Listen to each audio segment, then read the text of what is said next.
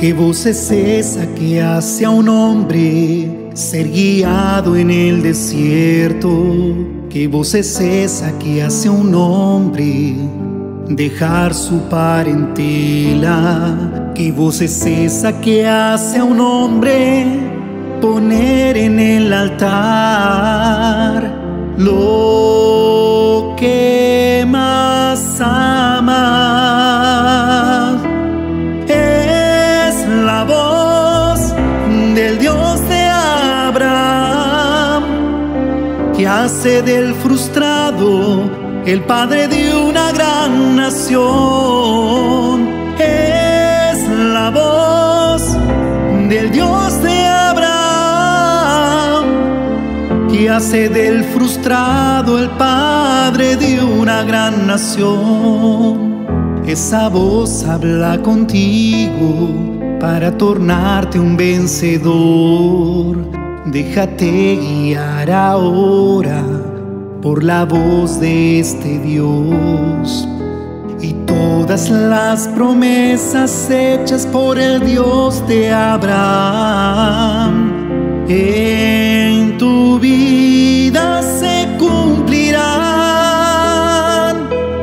Es la voz del Dios de Abraham, que hace del frustrado el padre de una gran nación. Es la voz del Dios de Abraham, que hace del frustrado el padre de una gran nación. Es esa voz que me hace ir a sacrificar en el altar. Es esa voz que me hace regresar ahí donde el padre de la fe la escuchó y de allí también salió.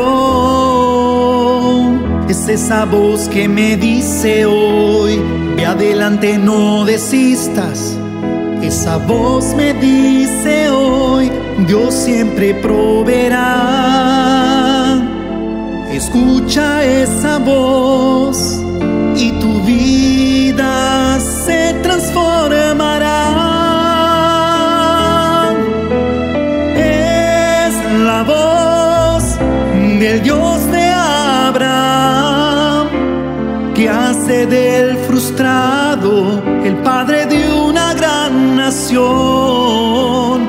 Es la voz del Dios de Abraham, que hace del frustrado el padre de una gran nación. Que hace del frustrado el padre de una gran nación.